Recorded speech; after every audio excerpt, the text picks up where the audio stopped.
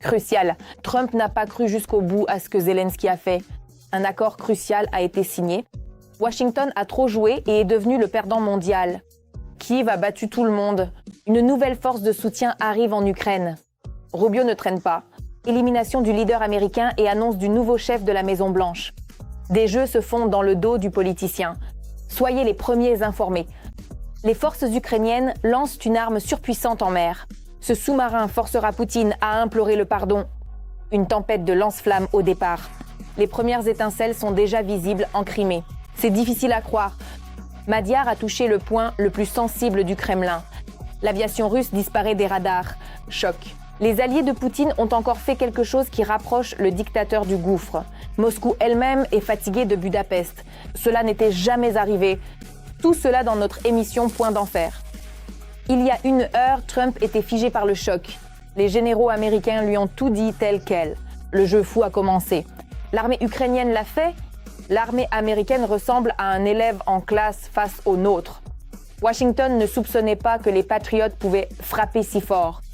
Zelensky a finalement signé un accord avec l'Arabie Saoudite qui change tout. Un front commun naît, un tandem qui laisse même Trump dans la stupeur. L'Europe est désormais entre de bonnes mains. Les premiers détails du nouvel ordre mondial suivent. C'est tout simplement impossible à manquer. Le premier voyage à l'étranger de Zelensky où l'Ukraine ne cherche pas d'armes mais en propose. Le président a organisé une tournée d'affaires soudaine au Moyen-Orient devant aboutir à des contrats de défense de plusieurs millions. C'est l'occasion de souligner le rôle de l'Ukraine, non pas seulement comme demandeur, non pas seulement comme un pays qui attend constamment de l'aide de quelqu'un, mais comme un pays qui peut apporter son aide, qui peut apporter un soutien et une aide sérieux. Et c'est pourquoi nous pouvons dire qu'ici, une telle initiative de nos dirigeants est correcte. Elle est bonne pour aider les pays de la région. Comme l'écrit Bloomberg, Kiev se dit prêt à partager son expérience en matière d'interception de drones iraniens qui attaquent aujourd'hui massivement les pays du Golfe en échange de missiles américains rares et d'investissements dans notre complexe militaro-industriel. L'Ukraine possède la plus grande expérience au monde en matière d'utilisation de drones. Nous proposons aux pays du Moyen-Orient et du Golfe un partenariat mutuellement bénéfique. Nos connaissances et technologies en échange de leur financement, et nous travaillons pour que cela devienne une réalité.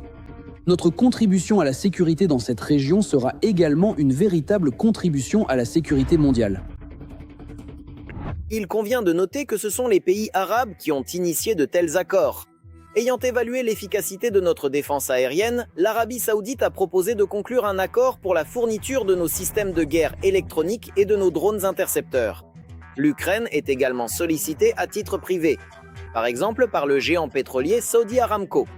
La demande reste la même, vendre et former à l'usage des drones ukrainiens. Protéger ces infrastructures, bien sûr, sans l'Ukraine, ce n'est plus très réaliste aujourd'hui.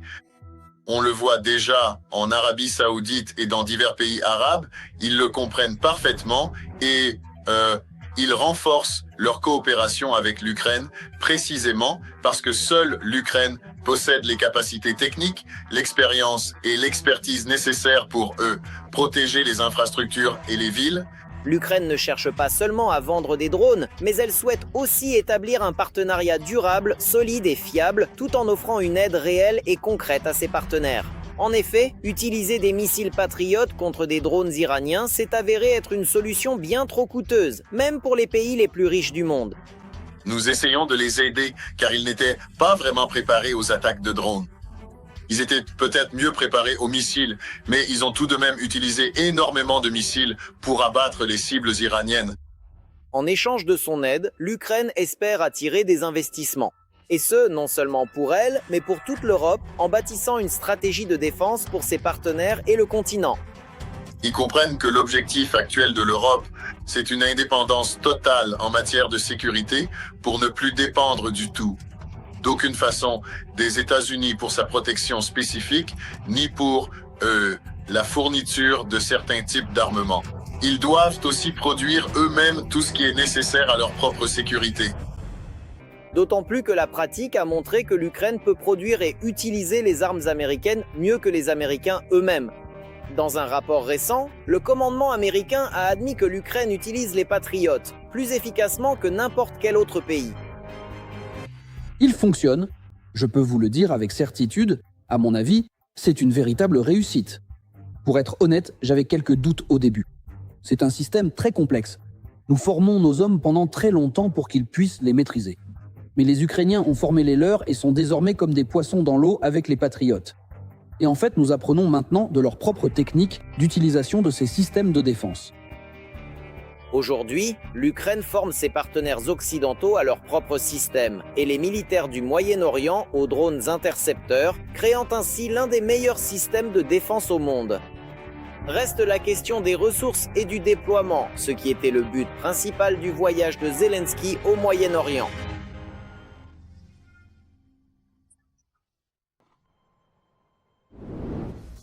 Urgent, Trump est dans l'ombre de ses propres hommes. Rubio grimpe au sommet et vise déjà le fauteuil présidentiel. Les anciens partisans du leader américain ont choisi un nouveau favori, ce qui change tout. J.D. Vance perd son statut de successeur et le secrétaire d'État semble prêt à tout pour réussir. La lutte pour le pouvoir à Washington s'intensifie et Rubio commence déjà à influencer le sort de l'Iran.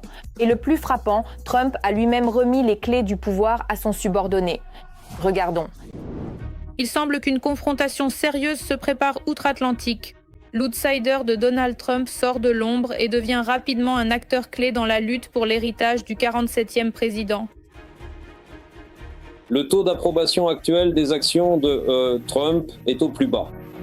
C'est-à-dire qu'un taux d'approbation aussi bas n'a jamais été vu pour un président américain lors de sa première année. Face à la chute de la popularité de Trump, une lutte pour l'influence et le contrôle de l'avenir du camp MAGA s'intensifie en interne. Lors de la CPAC, qui est souvent considérée comme le baromètre principal de l'électorat le plus fidèle à Donald Trump, les résultats du vote ont révélé une dynamique inattendue, ce qui a surpris de nombreux observateurs. Le leader formel reste J.D. Vance avec 53%. Le vice-président J.D. Vance est le favori pour l'investiture républicaine à la présidence en 2028. The Hill. Mais plus important que sa position est la montée fulgurante de Marco Rubio, qui a multiplié son soutien par 12 en un an, passant de 3 à 35%. De plus, il faut souligner que Rubio ne se contente pas de se renforcer, il parvient aussi à capter un électorat autrefois monolithique, évinçant des idéologues comme Steve Bannon, tout en grignotant progressivement le soutien de Vance, longtemps considéré comme l'héritier de Trump. Nous devons éviter de tomber dans les pièges tendus par nos adversaires. L'administration devrait y réfléchir. Ils essaient constamment de provoquer ces divisions, une guerre civile à la Maison-Blanche. Ils tentent de semer la discorde entre, je ne sais pas, le vice-président et le secrétaire d'État. La différence clé, c'est que Rubio agit avec une grande prudence, évitant tout conflit direct avec Trump, mais occupant l'espace autour de sa personne, là où d'autres ont échoué ou n'ont pas réussi à s'imposer.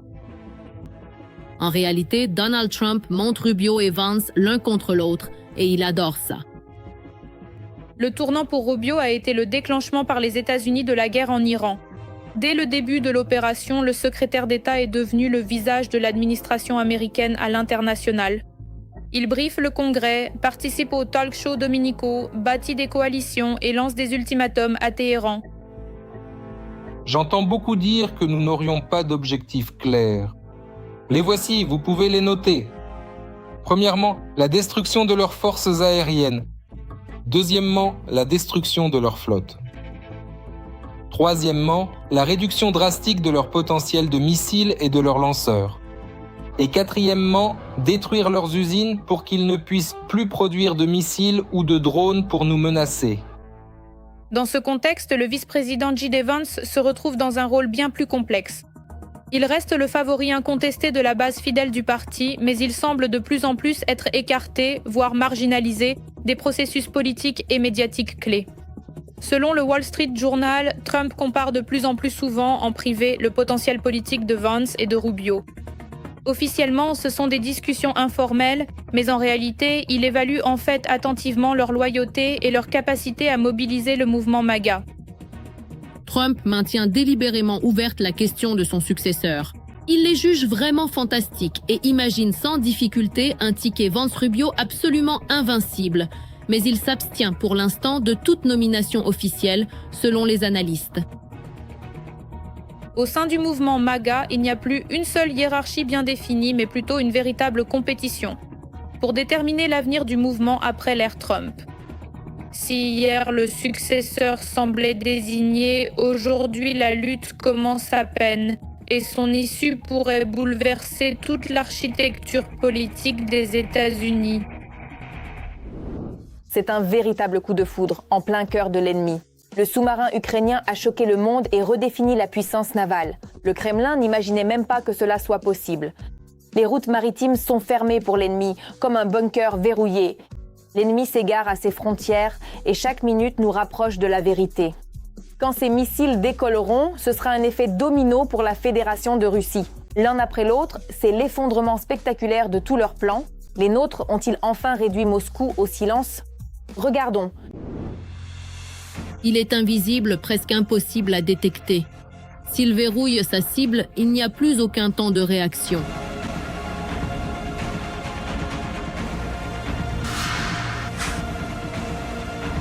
Les ingénieurs ukrainiens ont présenté ce qui semblait impossible il y a peu.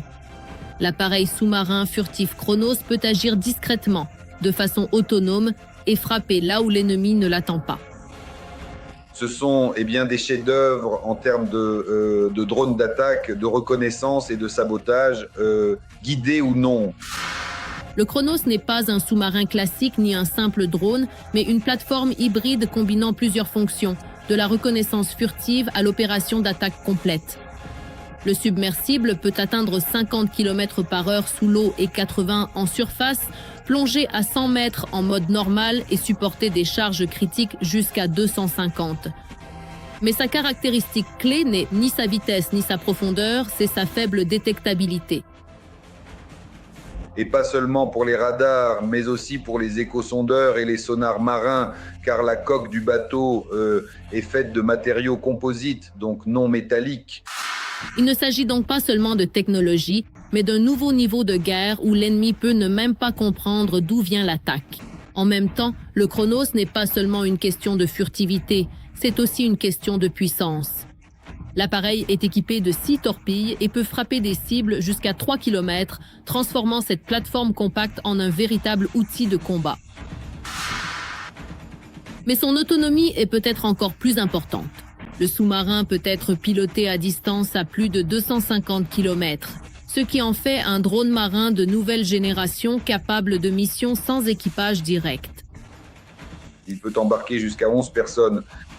L'équipage du bateau peut être réduit à 3 personnes. Parallèlement, l'Ukraine mise sur une autre arme capable de modifier l'équilibre, non plus au niveau tactique, mais stratégique. Il s'agit de sa propre balistique, un domaine longtemps resté dans l'ombre, mais qui revient aujourd'hui de plus en plus au premier plan. On parle ici de deux grandes catégories. La première est la balistique tactique avec une portée allant jusqu'à 200 km. La seconde est en fait la balistique stratégique avec une portée de 800 à 850 km. Selon les experts, l'Ukraine est déjà aux étapes finales du développement de toute une série de solutions balistiques. Il ne s'agit pas d'un seul projet, mais de plusieurs directions sur lesquelles travaillent différentes équipes. Plus précisément, le système de type RIM. Il y a des informations selon lesquelles il est aussi en phase de tests finaux. Cela signifie que l'Ukraine pourrait obtenir toute une gamme de missiles balistiques avec des portées de 500 à 850 km. Et cela pourrait constituer un tournant stratégique majeur. En fait, cela signifie que non seulement les positions de front seront menacées, mais aussi les sites militaires profonds, les dépôts, les nœuds logistiques et l'infrastructure de guerre. La Russie est physiquement incapable de protéger tout son territoire contre de telles frappes, créant ainsi une vulnérabilité inédite. Et si sous l'eau, l'Ukraine mise sur la discrétion et la surprise, dans le ciel, c'est sur la portée et l'inéluctabilité de la frappe. Ensemble, cela forme un nouveau modèle de guerre, où l'élément décisif n'est pas la quantité d'équipement, mais la capacité à trouver les points faibles de l'ennemi et à frapper là où il n'est pas prêt à se défendre. Ça a enfin commencé en Crimée. L'aviation de Poutine a été frappée en premier.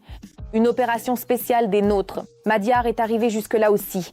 Un moment épique que les Russes tentent de dissimuler. Le géant du Kremlin s'est transformé en ferraille. Serait-ce une auto-liquidation? L'armée russe n'en est pas à son coup d'essai. Belgorod est en feu. Les avions tombent en panne. Des bombes aériennes pleuvent sur la tête des leurs. Vous devez voir ça. La Russie a perdu un avion militaire An-26 en Crimée. Il aurait percuté une falaise. Non, ce n'était pas un poisson d'avril. Qu'est-ce que c'était? Un tir ami sur les siens? Le contact avec l'An-26 a été perdu le 30 et 1 mars vers 18h. L'avion effectuait un vol planifié au-dessus de la Crimée. Plus tard, ces débris ont été retrouvés en zone montagneuse. Notre équipement que les Russes ont saisi à l'époque, et la production aussi d'ailleurs, il les tue également et continuera de les tuer. Comment pourrait-il en être autrement? La justice divine est à l'œuvre. Enfin, ça c'est d'un point de vue mystique, mais en réalité c'est bien sûr une erreur de pilotage. Percuter une falaise, ce n'est rien d'autre qu'une erreur de pilotage. Selon les propagandistes, l'An-26 a percuté une falaise. La seule chose qu'on puisse supposer, c'est qu'à bord de l'avion, il n'y avait pas de contractuels, ni de mercenaires, ni de simples soldats. En règle générale, on ne les transporte pas sur ce genre de vol. Il y avait probablement un certain état-major, sans doute un groupe d'officiers qui volaient vers la Crimée. 6 membres d'équipage et 23 passagers ont malheureusement péri dans la catastrophe. Il est fort probable que les pilotes n'aient pas assez bu ou qu'ils aient trop bu.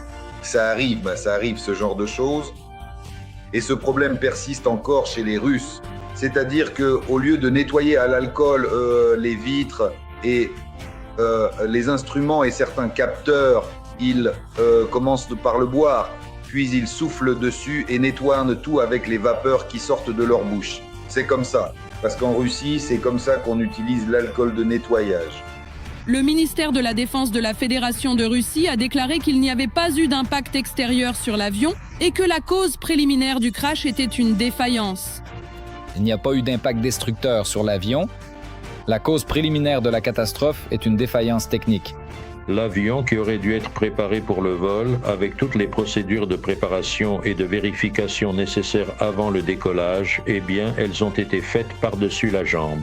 Mais c'est aussi le facteur humain ou des erreurs de pilotage, les pilotes ou le navigateur qui n'ont pas vu, pour une raison quelconque, ils n'ont pas vu la montagne devant eux dans laquelle cet avion s'est encastré.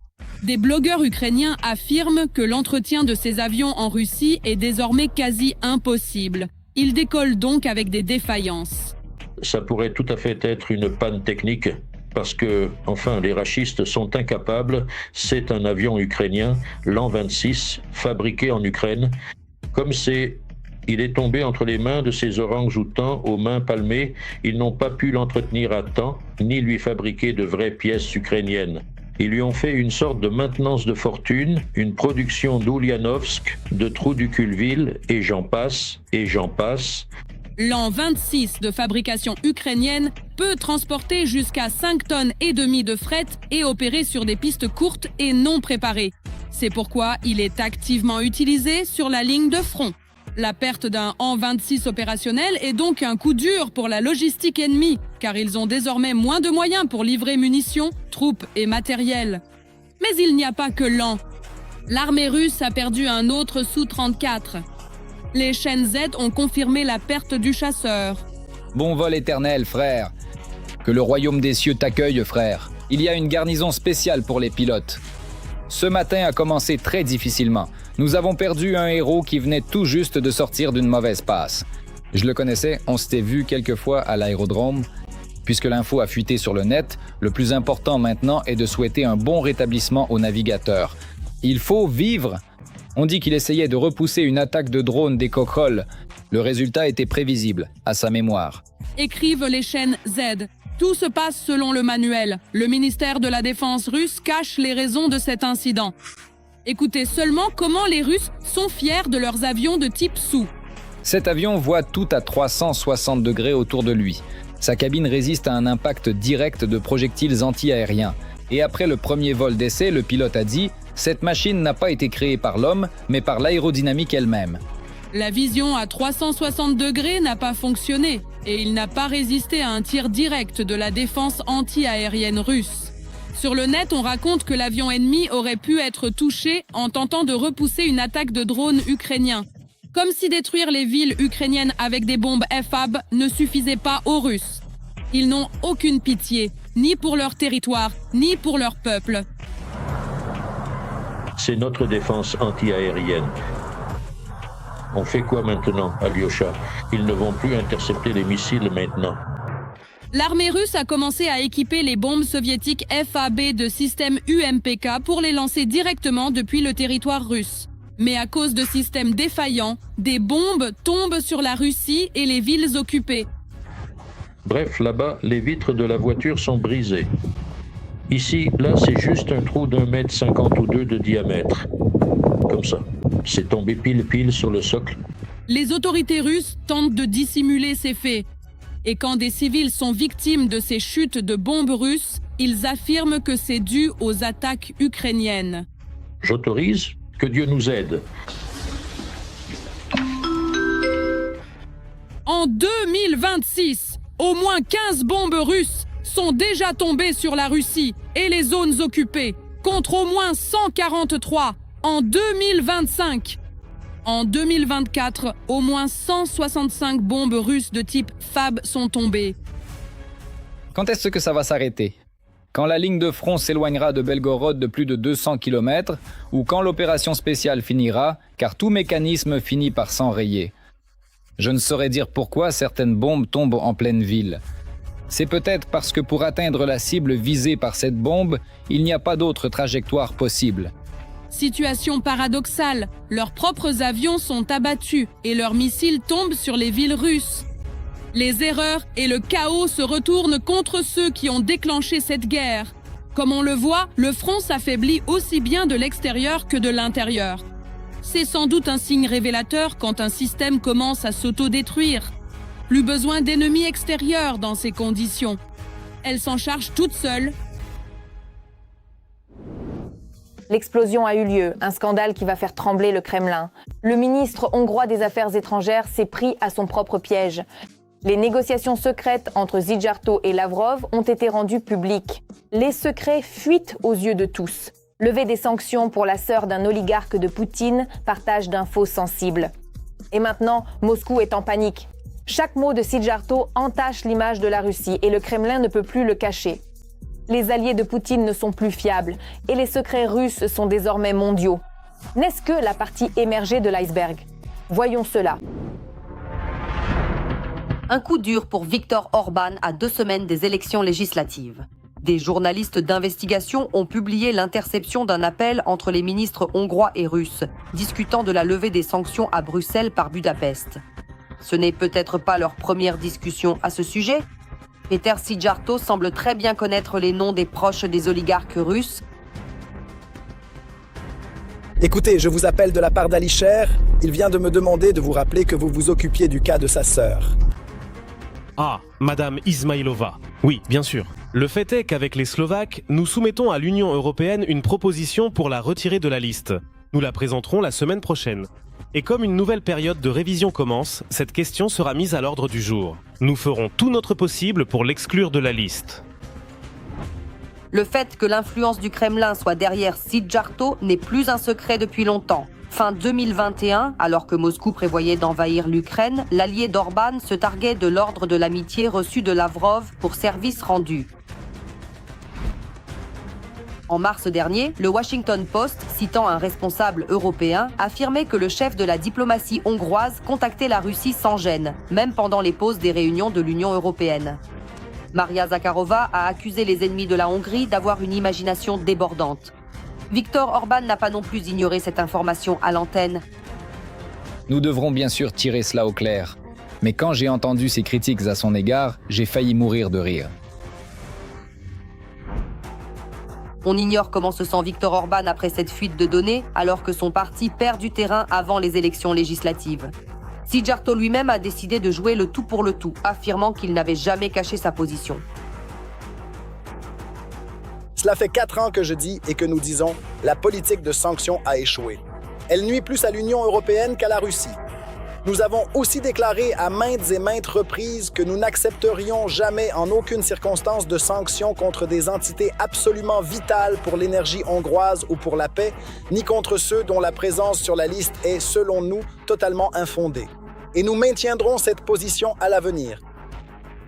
Ça ne ressemble pas à une histoire où, globalement, la Hongrie serait contre les sanctions en soi. Il s'agit d'une aide spécifique à un oligarque précis, orchestré par le ministre russe Lavrov, connu pour ses liens avec les oligarques. Quelqu'un croit-il vraiment que Lavrov a trouvé injustes les sanctions contre la sœur d'Ousmanov et qu'il a décidé, par pure bonté d'âme, sans contact avec Alisher Ousmanov, d'appeler pour obtenir justice, hein? Je pense que peu de gens verront cet appel de cette manière.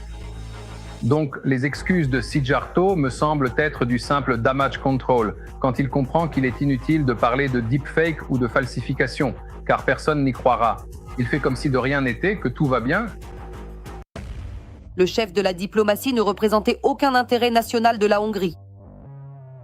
Nous avons aujourd'hui la preuve formelle absolument indiscutable que le ministre des Affaires étrangères du gouvernement Orban, qui est l'un de ses plus proches et fidèles conseillers et qui autrefois était même considéré comme son successeur potentiel, travaille désormais ouvertement, sans aucun remords ni gêne, pour Moscou.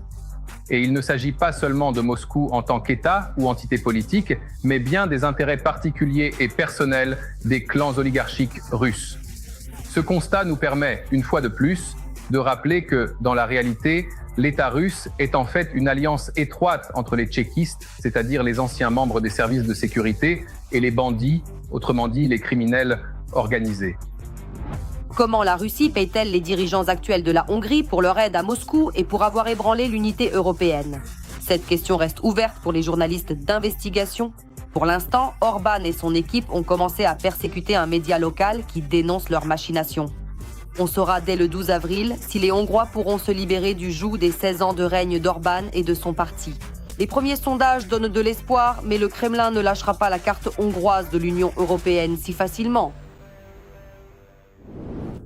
C'est tout pour moi. C'était moi, Darina Hutskalo. Encore plus de nouvelles d'enfer dans notre prochain numéro. En attendant, n'oubliez pas de vous abonner et de mettre des j'aime. À bientôt.